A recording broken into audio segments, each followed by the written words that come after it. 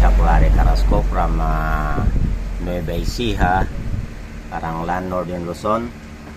My community is good, and I have two press. The one is vacation for the abroad, the one is the problem of the family.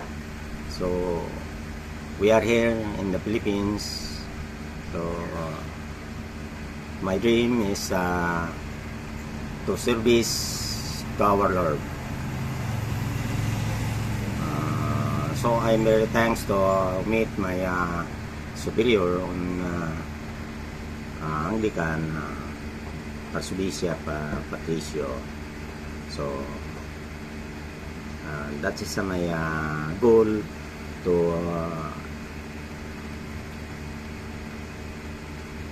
prepare and to produce the